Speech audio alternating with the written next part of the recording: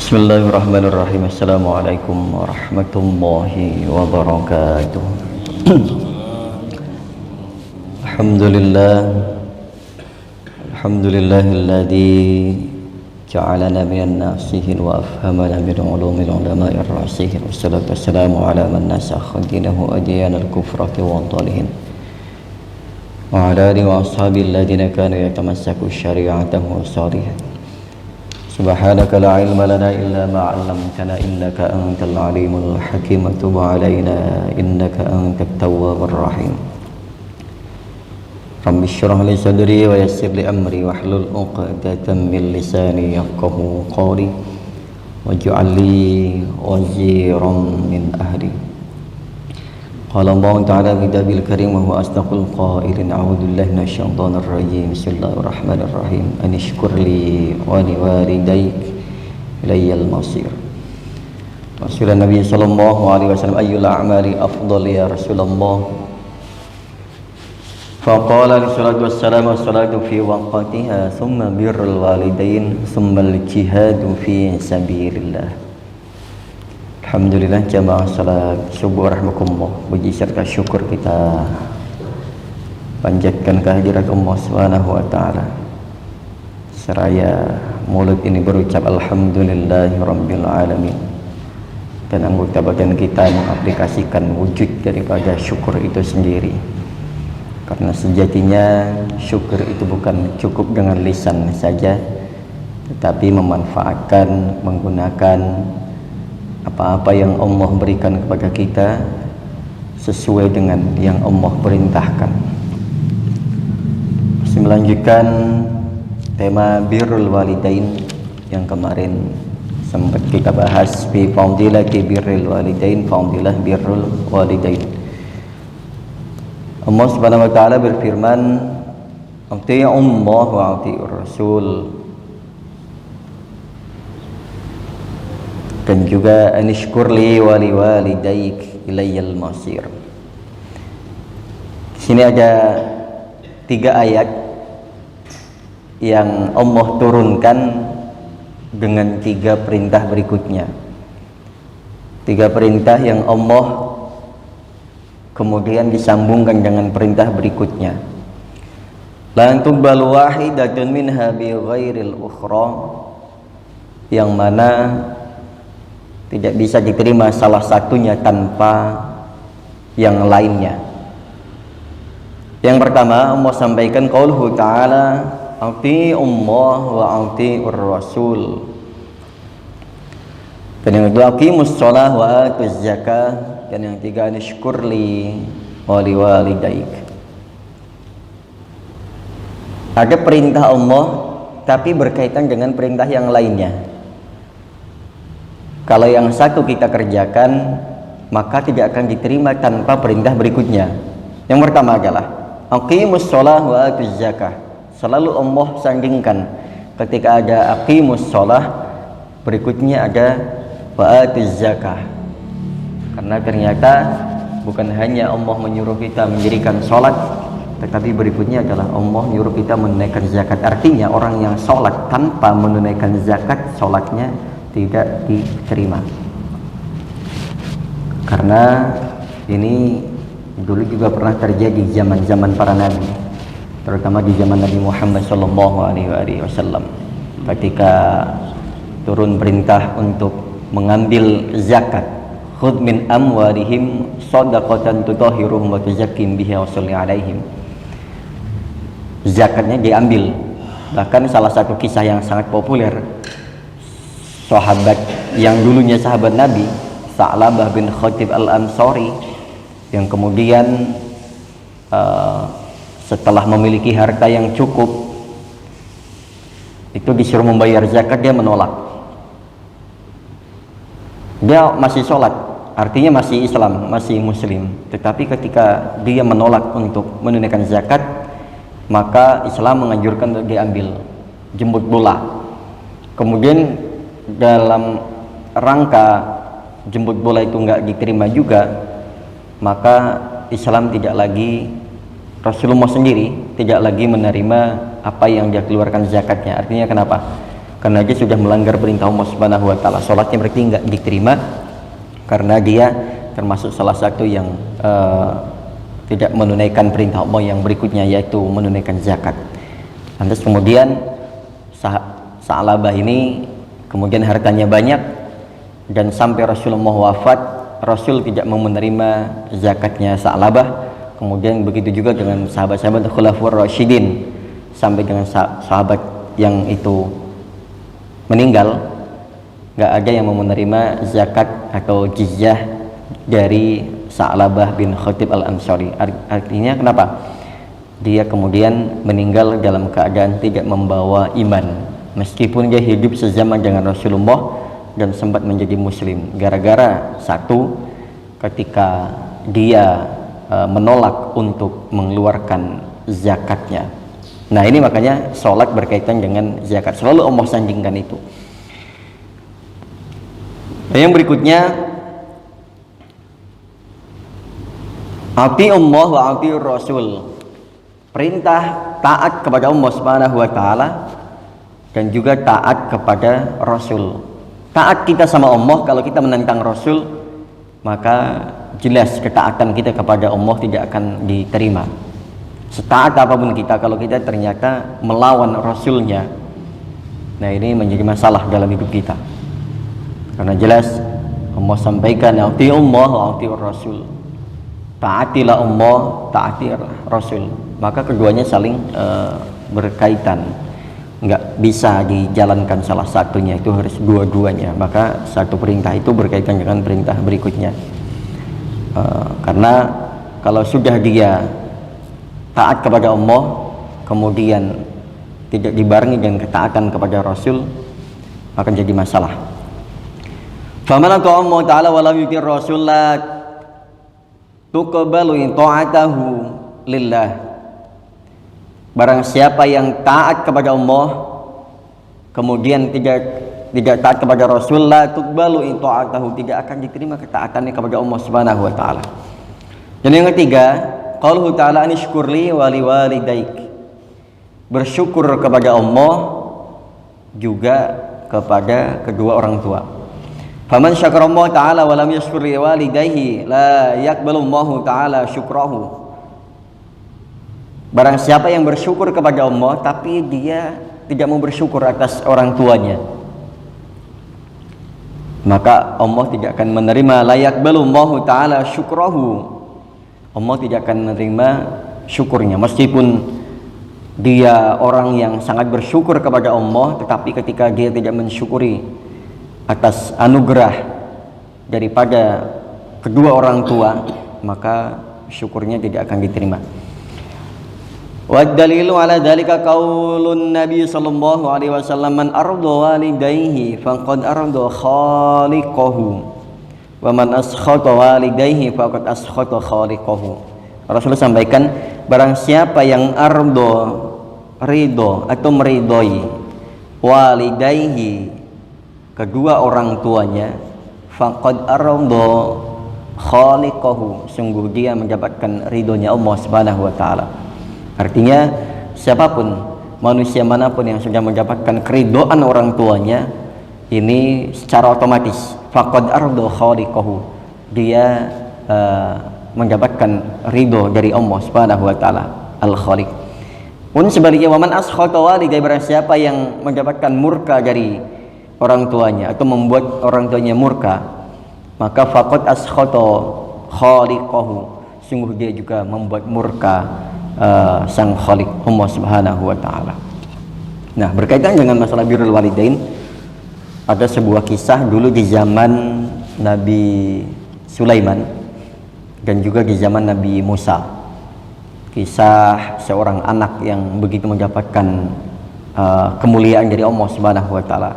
Kisah yang pertama adalah di zaman Nabi Sulaiman. Nabi Sulaiman itu kendaraannya itu angin, Pak. Dan semua makhluk itu, hampir makhluk yang di zamannya saat itu termasuk jin dan lain sebagainya, itu taat sama Nabi Sulaiman. Nah, ketika Nabi Sulaiman sedang keliling-keliling naik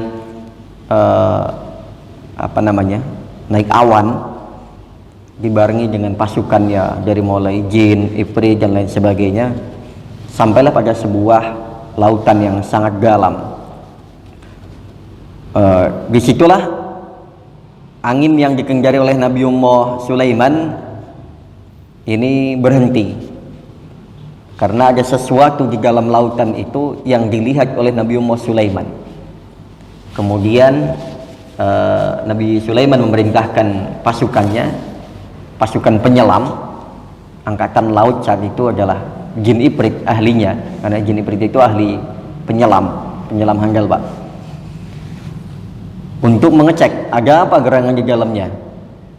Kok seperti ada kelihatan bola bercahaya, seperti ada kubah di dalam lautan, yang ini membuat beliau ini penasaran. Setelah diperintahkan, kemudian benar, ternyata di situ ada kubah min durratin baydhain, yang mana kubah ini dari intan permata bahannya. Makanya ketika kena cahaya atau kena pantulan cahaya, dia memantulkan cahayanya ke atas, terlihat oleh Nabi Musa padahal di kedalaman laut yang sangat dalam. Kemudian penasaran Nabi Sulaiman dengan kubah tersebut. Subhanallah, Pak. Fata'ajjaba min dzalika fadallahu fataha babul kubah. Kemudian setelah Nabi Muhammad SAW berdoa, pintu kubah itu terbuka. Ternyata di dalamnya ada sesosok laki-laki yang membuat Nabi Sulaiman takjub. Laki-laki ini sedang dalam kondisi sujud, sedang ibadah dengan Allah Subhanahu wa ta'ala. Faqala Sulaiman, "Man anta?" Aminal malaikah, aminal jin, aminal insi. Ditanya sama Nabi Sulaiman, sampai ini siapa? Dari malaikat kah? Atau dari golongan jin kah? Atau manusia? Qala bal ana minal insi. Saya manusia. Faqala Sulaiman, bi ayyi sababin nilka hadhil karamah? Anda ini luar biasa mendapatkan karomah seperti ini.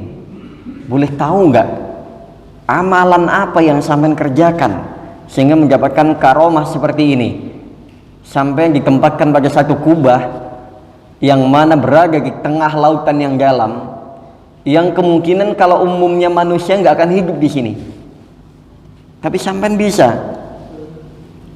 Si pemuda menjawab, qala birrul walidain. Saya mendapatkan ini semua berkah bakti saya kepada kedua orang tua saya. Bagaimana ceritanya? Karena orang tua saya pernah berdoa. Saya memiliki ibu seorang nenek-nenek yang sudah cukup renta. Kuntu ahmaluha ala dhuhri, yang setiap harinya saya gendong. Dan dia selalu berdoa. Dalam doanya saya selalu ingat, Allah marzuqhul qana'ah waj'al makanahu ba'da wafati fi mawdi'in la fil ardi wala fis sama. Ini doa yang dipanjatkan selalu oleh ibu saya. Saking sayangnya saya kepada ibu saya, saking sayangnya cintanya ibu saya kepada saya, sampai pernah berdoa begini, ya Allah, anugerahkanlah kepada anak saya itu sifat qanaah, nerima apapun yang Kau berikan, dan jadikan tempatnya nanti setelah wafatnya saya, setelah sepeninggalan saya, tolong ya Allah siapkan tempat untuknya fi maudhi'in la fil ardi wala fis sama, di tempat yang tidak di langit dan juga tidak di bumi. Orang tuanya doanya luar biasa, hati-hati sama doa orang tuanya. Makanya doa yang baik insya Allah nanti akan Allah ijabah dalam sesegera mungkin. Begitupun kalau doa yang tidak baik, omongan yang tidak baik dari orang tua, bisa terjadi dalam waktu singkat. Nah, ketika doanya seperti ini, yang hampir mustahil doanya, kadang nggak masuk akal, minta ditempatkan anaknya setelah ibunya wafat, jangan ditempatkan di bumi dan juga tidak di langit. Makanya Allah tempatkan satu kubah, ini ceritanya Walamma tuwfiyat kuntu aduru ala sahilil bahri faraitu fihi kubbah min durratin faqarabtu ilaiha fanfatahat al-kubbah li fadakhaltu fiha. Setelah peninggalan ibu saya nggak punya kawan. Saya seringnya keliling ke bibir-bibir pantai, ke pinggir-pinggir lautan. Saat itu juga saya melihat kubah ya Rasulullah. Kubah ini yang saya tempatin, wahai Nabi. Belum kenal saat itu mungkin. Kemudian saya dekati itu. Tapi subhanallah saat itu juga kubah itu terbuka. Kemudian saya masuk di dalamnya. Setelah itu kubah itu ngunci atas izin Allah Subhanahu wa taala. Dan saat itu juga saya sudah mulai nggak tahu. Setelah masuk kubah itu saya nggak tahu lah adri fil hawa ana am fil ardi. Saya nggak tahu. Saya di udara kah? Saya di bumi kah? Atau saya di mana? Saya nggak tahu karena setelah masuk kubah saya nggak tahu apa-apa, nggak tahu alam sekitarnya. Terus yang jadi pertanyaan lagi oleh Nabi Sulaiman, bagaimana sampean bisa hidup di dalam? Manusia kan butuh makan, butuh minum, butuh aktivitas yang lainnya. Qala idza ji'tu khalaqallahu fiha syajaratan wa 'alaiha samarun farazaqani minhu wa idza 'atashat yanbu'u fi minha ma'un ashaddu bayadan minal laban wa ahla minal asal wa minal salji. Ketika saya lapar, Allah tumbuhkan satu pepohonan di dalamnya yang mana muncul buah.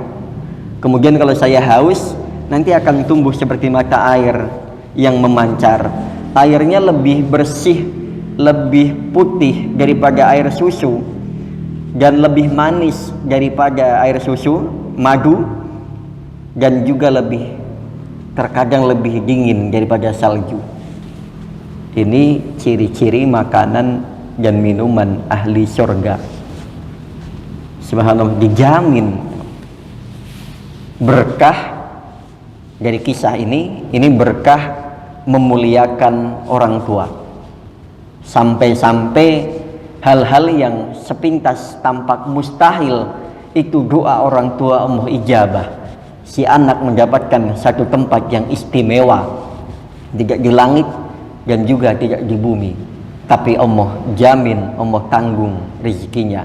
Dia tanpa melakukan aktivitas dunia sama sekali. Dan kisah yang berikutnya, kisah di zaman Nabiullah Musa alaihissalam. Pernah Nabiullah Musa itu bermunajat kepada Allah SWT, Ilahi arini jalisi fil jannah. Ya Allah, saya pengen tahu dong siapa kelak yang menjadi teman duduk, teman ngopi-ngopiku di surga nanti, bahasa kita begitu. Nabi Musa ini kan memang senangnya munajat. Makanya sebutan Nabi Musa itu kalimullah, orang yang diajak bicara oleh Allah Subhanahu wa taala. Suatu ketika bermunajat, ya Allah, saya pengen tahu dong nanti teman saya di surga itu seperti apa orangnya, mana gitu. Kan juga kita penasaran ya, kita ini kelak masuk surga atau enggak. Harapannya kan masuk surga. Terus siapa saja nanti di sana teman-teman kita yang kira-kira yang biasa ngopi-ngopi bareng masuk surga enggak? Karena nanti di surga itu, bahkan di neraka, penduduk surga dan penduduk neraka itu bisa saling sapa, Pak. Takutnya, Pak, yang kita khawatirkan ada di antara kita yang masuk neraka. Nauzubillah summa nauzubillah min dzalik. Kemudian kita melihat ada yang masuk surga, ada yang masuk neraka. Bagaimana perasaannya? Melihat saudaranya, melihat kawan yang dulu ngopi-ngopi di masjid bareng, satu majelis bareng, ternyata tidak satu tempat nantinya di sana. Ada yang hidupnya enak di surga, ada yang sengsara di neraka. Sedangkan mereka bisa saling bicara, bisa saling tegur sapa. Karena kelihatan kalau si fulan masuk neraka, si fulan masuk surga, nanti bisa melihat jarak jauh, Pak. Itu benar, itu nanti di sana begitu, seperti tetanggaan, tapi memang berjarak. Bahkan di Al-Quran disampaikan bahwasanya penduduk neraka itu kelak akan minta bantuan para penduduk surga. Tolong berikan sesuatu yang Allah anugerahkan kepada kalian. Saya pengen dong, walaupun berupa seteguk air. Tapi kenyataannya apa? Sama Allah diharamkan, nggak boleh. Ini yang kita khawatirkan. Kita nggak, andai kita nanti masuk surga, ada saudara kita, kawan kita yang masuk neraka, jangankan untuk menolong mereka, untuk memberikan seteguk air aja Allah haramkan. Kita nggak bisa nolong. Yang kita harapkan kan adalah teman dunia dan akhirat. Andai di antara kita, makanya kita doa bersama, Pak. Kita doakan diri kita masuk ke dalam surga, saudara-saudara kita semuanya yang pernah satu majlis, dan umumnya orang-orang Islam pada umumnya yang memiliki keimanan kepada Allah Subhanahu wa taala dan Rasulnya. Kita doakan semuanya masuk surga, Pak. Jangan sampai ada yang terpisah-pisah. Sedih nantinya karena melihat yang selama ini ngopi bareng, satu majelis bareng, ternyata di sana tempatnya berbeda. Sedih nantinya. Apalagi nggak bisa nolong, nggak bisa berbuat apa-apa kita, kecuali sudah Allah izinkan, sana tolong temanmu yang masuk neraka, saya mengizinkan, instruksi dari Allah Subhanahu wa taala. Nah itu masih mending. Nah kalau kita menjadi orang yang pribadi yang soleh. Nah di zaman Nabi Allah Musa ini pengen tahu siapa sih Allah nanti yang akan menjadi teman duduk-duduk saya di surga nanti, ya Allah. Pengen tahu dong orangnya seperti apa. Apakah si fulan yang biasa ngopi bareng, yang biasa duduk bareng, yang biasa nongkrong bareng, apa yang mana ya Allah? Kalau bahasa kita kan begitu. Faqala Allah ta'ala idhhab ila al-baladi fulani ila suqil fulani fahunalika arini jarisi fil jannah fahunalika rajulun sawbun wajhuhu kada fahuwa jalisuka fil jannah. Lantas perintah Allah Subhanahu wa taala, kalau pengen tahu siapa nanti teman kamu di surga, teman dudukmu di surga, coba kamu pergi ke sebuah daerahnya si fulan, ke pasarnya si fulan. Dia ini seorang laki-laki, dia ini tukang jagal.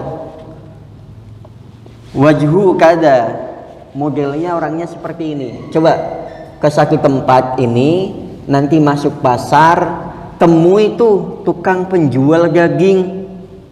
Di situ ada seseorang fahuwa jalisuka fil jannah, dialah orang yang nanti akan menemanimu di surga. Betulkah ya Allah? Iya, meskipun selama ini gak ikut sama saya, iya. Coba sampai disuruh oleh Allah SWT. Fadhaba Musa alaihi salatu wasallam ila dzalika dukan fa waqafa hunaka ila waqtil ghurub. Sampai Nabi Musa itu nungguin sampai waktu ghurub, sampai waktu terbenamnya matahari, sampai sore ditungguin. Setelah ketemu dengan si fulan itu, diperhatikanlah cara jagalnya, cara langsung digagang, model dia gagangnya di pasar. Kemudian dia selalu menyisakan satu potong yang selalu dibawa pulang setiap harinya.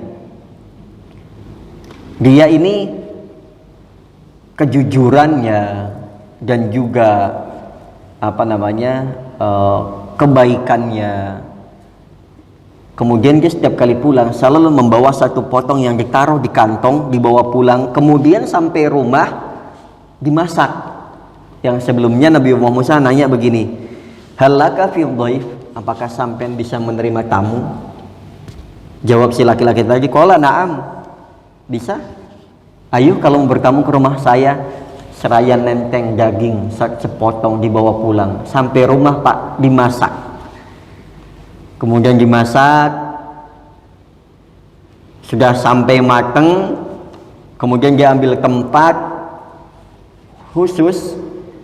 Ternyata dia langsung siap-siap nyuapin. Di situ ada ajuz, nenek-nenek yang sudah tua renta, ka'annaha farhun himamah, yang di situ digambarkan seperti anak burung dara yang kayak piyik gitu Pak, tahu ya? Itu yang bisanya cuman piyik, nggak bisa kemana-mana, cuman begini minta disuapin. Itu nenek-nenek itu sudah tua renta, ibunya si Fulan tadi ternyata yang sudah nggak bisa ngapa-ngapain, bisa duduk sudah alhamdulillah. Sama si laki-laki tadi disuapin makan, dilembutkan, dikunyahkan, kemudian sampai dia kenyang, kemudian mencucikan bajunya, mengeringkan pakaiannya, kemudian dia naruh dia di tempat tidurnya. Kemudian Nabi Musa ini penasaran, bibir si nenek ini selalu tergerak setiap saatnya, seolah-olah sedang berdoa. Ternyata dalam doanya Nabi Musa ini sedikit nguping, apa sih yang disampaikan oleh si nenek ini setiap saat selalu melafalkan kalimat itu. Ternyata setelah diselidiki, ra'aitu syafataha qalata. Ternyata si nenek ini bibirnya selalu berucap begini, Pak. Dalam doanya ini selalu berdoa begini, Allahumma ja'al ibni jalisi Musa fil jannah. Ya Allah, jadikan anakku ini teman duduknya Nabi Musa di surga nanti. Orang tua, Pak, doa mendoakan anaknya sampai begitu. Ya Allah, jadikanlah anakku ini, anak laki-lakiku yang berbakti ini, jadikan dia teman surganya Nabi Musa alaihissalam, jadikan teman duduknya dia di surga. Subhanallah. Pantas rupanya sudah sampai kabar ini sudah diketahui oleh penduduk langit, sehingga Allah mengabarkan seperti itu kepada Nabi Musa. Ternyata ada seorang laki-laki yang baktinya, takzimnya sama orang tua, ngurusi orang tua yang sudah cukup renta, sampai semua keperluannya dicukupi dan semua aktivitasnya dilayani oleh si anak tadi, sehingga mendapatkan doa spesial dari orang tua, Allahumma ja'al ibni jalisi Musa fil jannah. Ya Allah, jadikanlah anak laki-lakiku ini menjadi teman duduknya Nabi Musa di surga nanti. Sumahda rajul. Kemudian si laki-laki tadi sama Nabi Musa menyampaikan, faqala Musa alaihi salam, mal ladzi sana'tu? Qala inna hadza walidati rajul fa'alaqaha 'alal. Kemudian Nabi Musa ini setelah tahu, ini nenek ini sebenarnya siapa, Nak? Ini adalah ibu saya, bapak udah nggak ada, orang tua saya tinggal satu ini, saya urus. Kemudian jawabnya Nabi Musa apa? Subhanallah, lakal bisyarah, kabar gembira untukmu, ana Musa, saya Musa. Masya Allah, Nabi Musa nggak kenal rupanya sebelumnya. Ana Musa wa anta jalisi fil jannah. Saya adalah Musa, Nabi Allah subhanahu wa ta'ala, sedangkan engkau kelak yang akan menjadi teman saya, teman duduk saya di surga. Subhanallah, Pak. Ya sarallahu ta'ala bihurmati asma'i thayyibah wa bihurmati man huwa afdalul bariyah. Hadihi hikayah latifah bi jibdatil fa'alaiha bisidqi wal umdah.